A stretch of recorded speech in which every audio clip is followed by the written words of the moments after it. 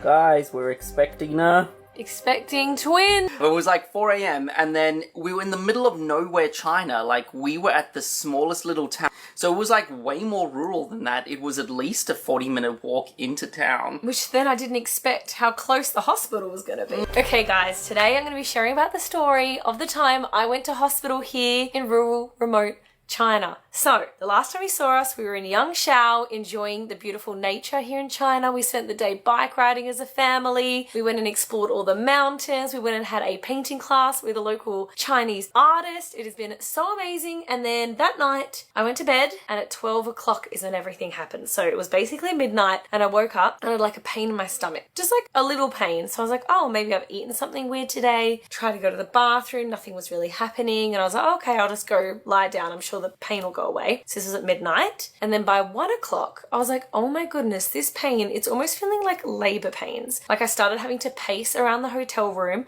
I couldn't lie down. Anytime I lie down, it started to hurt. And then I kept feeling like, do I need to go to the toilet? Like, is this like a stomach bug? I was like, no, I don't need to go to the toilet. It almost feels like I really need to urinate. And I couldn't wee. So I was like, okay, what is going on? And then by 2 a.m. So I still hadn't woken up Stephen. So Stephen and the kids were still asleep. It's 2 a.m. So it's been 2 hours since the pain. It was like the pain kept flushing over me, just like when I was in labor with the kids and I started throwing up. And that's exactly what happened when I was in labor. I would have like waves of pain and I guess the way that my body would react to the pain was throwing up. So I was like, oh my gosh, what's going on? So I woke up Stephen. I was like, am I having a baby? Like, what is going on? I woke him up and I told him I'd been throwing up and then I ran off and threw up again. And of course, seeing as I'm throwing up, saying I had a stomach ache, Stephen was like, oh, you've got a stomach bug. It's going to be okay. So he gave me some water and I don't think he realized how in pain I was because for some reason, when I'm in a lot of pain, again, when I was having the babies, I would just close my eyes and just go into Zen mode and then I'll throw up from the pain. And that's what was happening. But because I kind of go into Zen mode, he can't tell how in pain I am. And so I think he was with me for about half an hour and then he was like, let's lie down, let's go to sleep. And then maybe in the morning we can go see a doctor if it's still really bad. So I was like, okay. So he went back to sleep. And then by 3 a.m, the pain was still so bad, but I was like, okay, if one of us is going to be staying up all night, it may as well be me and I'll just let Stephen sleep. And so I just let him be. The pain kept coming. Then by 4 a.m, I was throwing up so much pain. I was like lying on the bathroom floor, just like, what is going on? And then that's when I was like, no, I think I need to see someone right now. But you know, when you're in a remote place, you're just wanting it to be the morning or be the daytime to get things sorted. But it was 4 a.m, nothing's around, it's so quiet. And so I wake up Stephen and I was like, Steve, please, you need to call an ambulance. You need to do something. And he was like, okay, let me go down and see if anyone's in the reception of the hotel. So he goes down to the reception of the hotel and then he comes back and he's like, Jess, it's pitch black down there. Nothing's down there. Okay, like, I don't know who else to call. There's no one in the hotel. I guess I'll just have to deal with it. And then I think it must have got to 5 a.m. And that's why I was like, Steve, just call the reception. See if anything happens when you call the hotel. So then he calls the hotel and then this sleepy person kind of picks up the phone and he could speak English. And he was like, oh, what's going on? He was like, my wife is in so much pain. She needs to go to the hospital. And instantly he was like, I'm the groundskeeper of the hotel. I'm going to get a driver right now. We can go in 5 minutes. I couldn't believe how quick it all happened. So I was like, oh my gosh, this sounds amazing. But in the moment, I was in so much pain. I was like, Steve, all I want to do is go to the hospital. I wasn't nervous, anything. I was like, all I want to do is fix this pain. So we went down to the reception and then the groundskeeper was there. And then we realized the whole time he was asleep in the reception room. There was like this little cot with a little like fly net over it. And that's where he was sleeping. So that's why he picked up the phone. Stephen just never noticed him when he went down. So he was the one that took me to the hospital along with his friend who was a driver. And he was able to come in 5 minutes. So Stephen just saw me go down the stairs. I wasn't thinking, by the way. All I had with me was a plastic bag because all I thought about was what if I throw up in the van? And then I grabbed a backpack with my phone. And that was it. I forgot my passport. I didn't bring a wallet. You also need WeChat to pay in China. Didn't have WeChat on my phone. We'd been using Stephen's for the first few days that we've been in China. So I realized I had nothing on me, but at the time I wasn't thinking this. All Stephen saw was me go down the stairs with a plastic bag, a backpack with just my phone in it, thinking, yeah, I'm all packed. There was nothing in it. And I went into a random person's van and Stephen saw me drive away. And we have a blurry picture of the van because in the moment Stephen was like, I should probably try and take a picture of this number plate as Jess is driving away. I don't even know in the picture if you can see the number plate, but that's what happened. I drove away in this van. I had no idea where the hospital was, but in 10 minutes we'd arrived at a hospital. And so it was really dark. Just the lights on at the hospital. I go inside and no one is there. There's this one girl sitting at like the reception area. And so I came up and they could only speak Chinese. And it was so kind. The groundskeeper of this hotel and the driver stayed with me the entire time to translate. So we went up and he translated to me that I had to pay to see a doctor. And then that's when I realized I don't have any payment issues here. And they're just seeing me and I'm in pain at the same time as well. So I'm just there holding my breath. Like, I have no money. And I don't have any ID. I have nothing on me. Luckily, they actually didn't ask my ID. They asked me for my name. So I wrote my name. I wrote Jessica Parry Valentine. And they go, that's too long. Oh, okay. So I just crossed it out and wrote Jess. So that was what I was known as, Jess. And so they signed me in as Jess and the driver just paid for me. And at the time, I had no idea how much this was coming to. He was like, I'll just pay. It's fine. So he paid for me. Then I went and spoke to a doctor and I was telling him my symptoms. I was like, I've got really bad pain. I keep throwing up. And that's when I realized he's thinking it's a stomach bug. You know, like I could just tell he's like, it's going to be gastro or something. And so I knew during the night that I was finding it hard to pee. So I just lied and I said, I haven't peed in 3 days. Like I just really, really wanted them to check my kidneys because the pain, I was like, it must be something to do with urine, seeing as I couldn't wee. So I just said that. And then he was like, okay, let me get you an ultrasound. Within 10 minutes, I was walking up these, you had to walk to another building and up these stairs. And I'm in so much pain, but like no one's assisting you. They're like, yep, you just need to walk to this other building, go up these stairs and go get an ultrasound. So I'm like, okay. So I'm like holding onto the walls of this hospital with these two guys following me the whole time, helping me, which was so nice. And I'm walking and they're just looking at me like, what's going on? So I'm walking along. I go into this ultrasound room. And again, the ultrasound lady comes out and she's like, I'm going to do an ultrasound now. I was like, well, this is so quick, within 10 minutes. So then I lie down on the bed and this is when I was like in so much pain. I remember I couldn't even open my eyes. I was just lying there being like, please save me. And then they closed the curtains and the guy stood on the other side and translated for me the whole time, which was so nice. They were like so kind. I couldn't get over, I guess, how friendly and caring these two strangers were for me. So they did an ultrasound and then she gave me the ultrasound sheet. It printed in paper. I've got it here. And it was all in Chinese and I couldn't read it. And I was like, okay. So I've got my ultrasound and then I went back to the doctor and he read it and he said, you've got kidney stones. And I was like, okay. I knew it was something to do with the kidney. I knew it was something to do with urine, so I had kidney stones. But again, it doesn't tell you how big the kidney stones are. It doesn't tell you anything. Like all it says is you've got kidney stones. I was like, okay. And so he was like, here's your medicine. And so I went and my first medicine I received was Chinese herbal medicine. So like a tea. So I was like, cool. I was like, no pain meds, none of that. It was literally just tea. And I think when I read on it, it just said it was like broth and would help you urinate. So he gave me that. He told me after the hospital I need to go and have a run to run the kidney stones out. So I was like, cool. And then he gave me a bag of fluids. And then they brought me to this room and it was just these bench seats in lines with poles for drips. So you could have maybe 30 or 40 people at a time sitting on these bench seats just taking an IV. So I sat in the room and he was like, you're going to have this IV for 2 hours. So they attached me to this IV and that's when the driver and the groundskeeper said, we'll go and you just call us when you're ready to get picked up. So I was like, okay. So I'm sitting there by myself. There's like flies flying around. It's kind of half an indoor outdoor kind of setting of this hospital. So I'm sitting there and then I was like, oh, before you hook me up, I should try and go to the toilet. I was like, do you have a toilet? I went. The toilets, there was 3 toilets, it was all squatty potties, no soap to wash your hands and no hand sanitizer. I was like, wow, at a hospital. That was just like interesting to see what it was like. So then I went to the toilet, again, could barely pee, but I just kept feeling like I needed to pee, which clearly was me trying to get these kidney stones out. And so then after that, I sat down in the room, they plugged me up to the little IV and I just sat in this chair and I was in so much pain. I was just sitting there like this, just like waiting to hope, because I didn't know what was in the IV. And I was like, I please hope there is some sort of pain meds in this IV. But I knew that there must have been some sort of like hydration in there, I guess. They said there was something in there to like loosen the urinary tract to help this kidney pass. So I was like, okay, that's going to be great.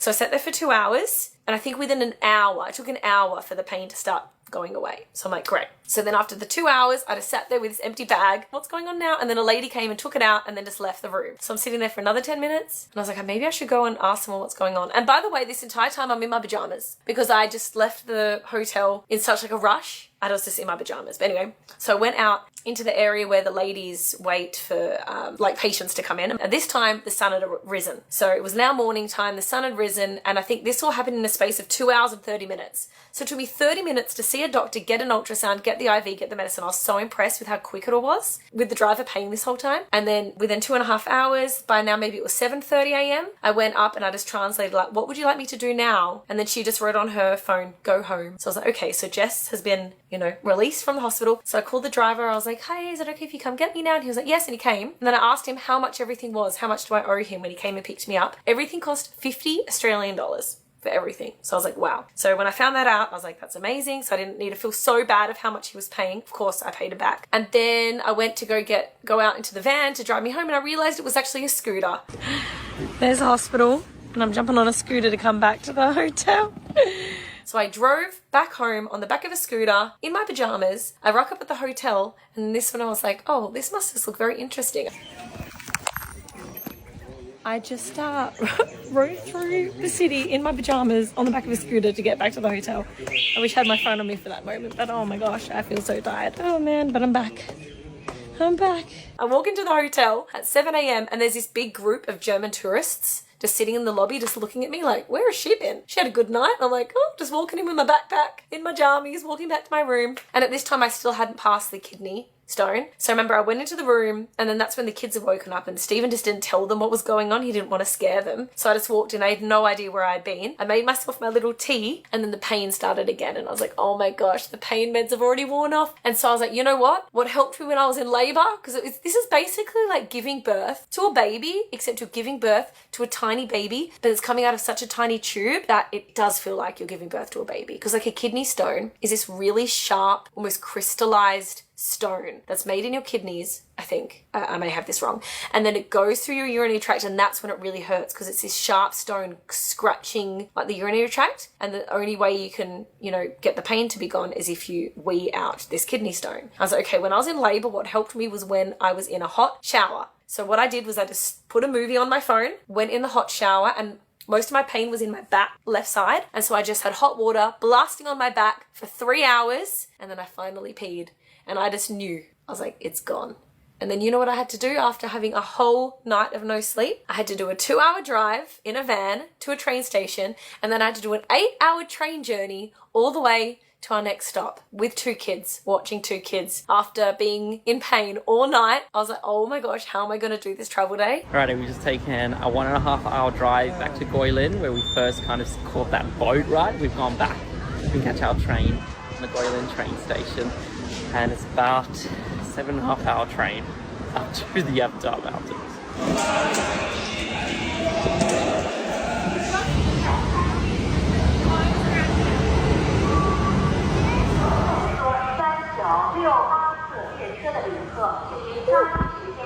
Just made it on board, guys. This train leaves in like 1 minute. Alrighty, we're 7 hours in to our 7.5-hour train journey. How have you found it, Hunter?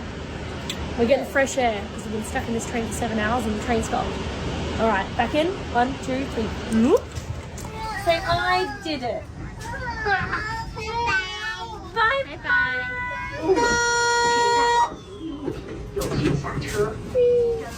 这叫什么？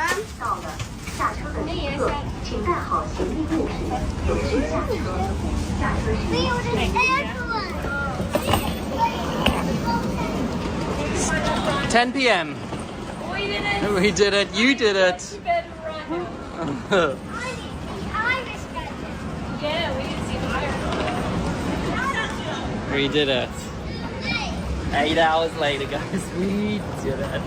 But I just did it, and now I'm done. So that was my story of having kidney stones in China. But yeah, I guess I just wanted to share that story because that's my first time I've ever had, I guess, a hospital experience or like a travel sickness experience away that's been that bad where I've had to go to hospital and, you're just worried, like, what do you do in those situations? So I just thought I'd share it with you just so you know I got through it, and the Chinese people were so friendly, and I tipped those 2 guys. They weren't even expecting a tip. Like, when they're being so nice to you, like, oh, are they expecting a tip? Didn't even ask for one. I actually had to go and ask the reception to go find the 2 guys to come so I could thank them and tip them and to say, like, I appreciate everything they did to help me. And I think the reason I had the kidney stones as well is that just before China, we went to Indonesia and it was unbelievably hot. Like 95% humidity, so sweaty every day, and we did a lot of hiking. And there was this one day where we hiked for 4.5 hours with the kids up this mountain to go stay with the local tribe for the night. And I remember being so worried about the kids running out of water that whole day I was like carrying the kids for 4.5 hours, sweating so crazy. You're gonna love it up there. There's even kids water. Up there.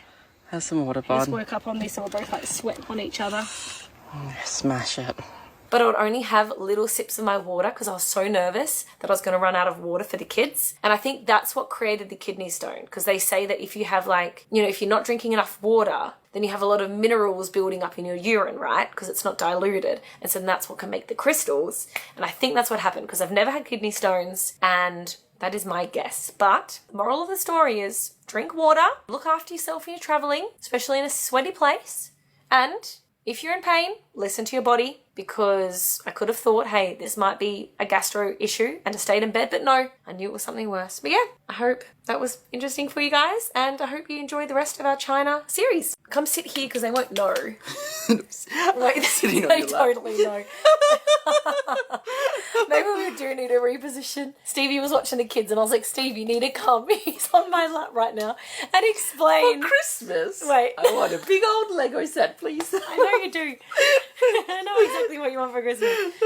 Which is, it's okay. There we go. We're trying to get the light off the window. There we go. There we go. Go like that. Okay. Preferred sound. Stevie was watching the kiddos and I was like, all right, you need to come and explain your side of the story, because you would have experienced this thing in a completely different way. Yeah, so what was it, like midnight you were No, saying? 2 o'clock was when I started waking you up. What did you think? I Were you didn't like, know what wow, to you do. got gastro, get over it. Yeah, I honestly did think it was like food poisoning at the I start. knew. It looked like that. Yeah, it looked like food poisoning, and like we were in China and we've been there for a couple of days. You're like, our food had completely changed. Even if it wasn't food poisoning, it could be just your belly being like, What's what with are we all eating? this rice? And we just had that beer battered fish. Oh It could have yeah, been we the had beer just had battered the beer fish.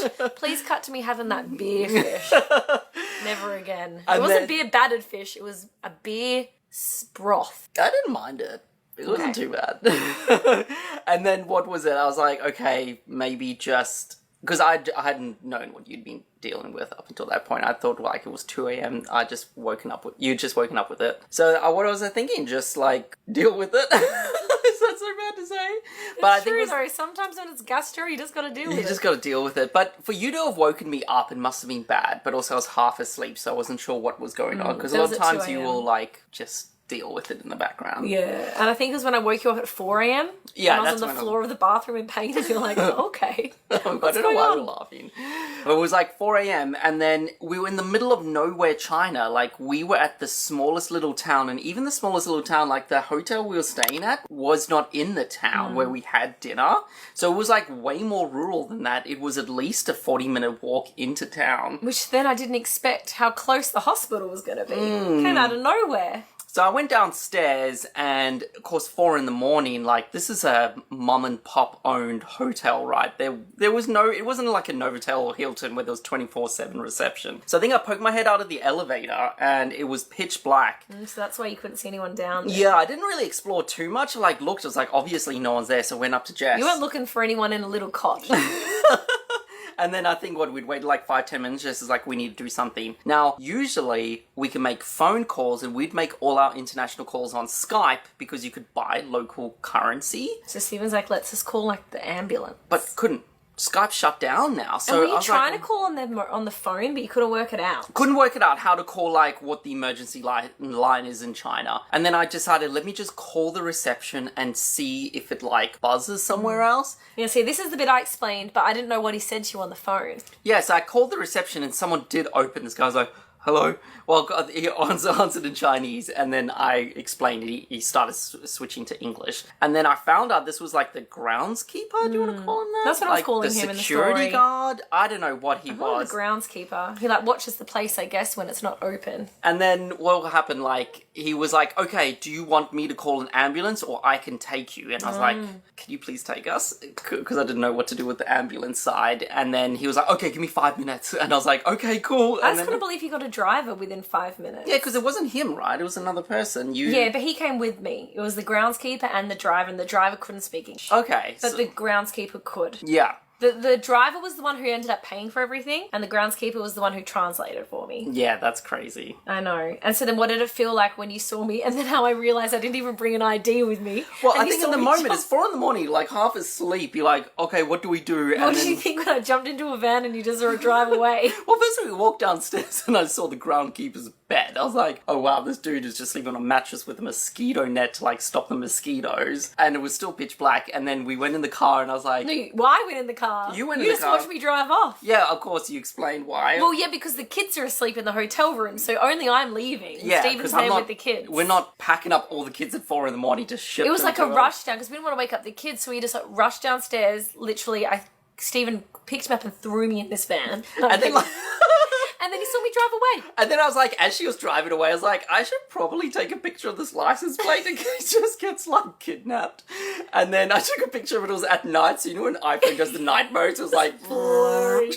No help at all. I was like, okay. Luckily, I had my phone on me, so Bye, I could Jess. update you. But I was also so much in pain, I just wasn't bothering telling him what was going on. Yeah. So then I went upstairs, and then of course just like stayed awake till the morning, and then the kids woke up like, "Where's Mum?" Yeah, I was like, just don't tell them what happened. Yeah, I just said Mum was out, and then you came back at 6. No, at 7:30 I came Oh, back. 7:30. Yeah. But I was more just wondering what you felt like when I went. And then when I realised I had no WeChat, no ID, Oh, yeah, I was so unprepared. I think I was like screenshotting my WeChat like barcode and be like, can you they pay? scan this and I can couldn't. accept the payment? That's why it was so nice that I had the driver just there. Because I'm like, if they just left me there, I couldn't have paid anything. No, my favourite bit of the whole thing, though, was when I didn't have my ID and I wrote my name. Jess Parry Valentine. They're like, that's too long. So I just wrote Jess. And that's all I was known as. On all the stuff, it'll just say Jess. I think it'll say it on here, but in China. Oh, yeah, look. Wait. You see my name on it? Jess. Can they see that?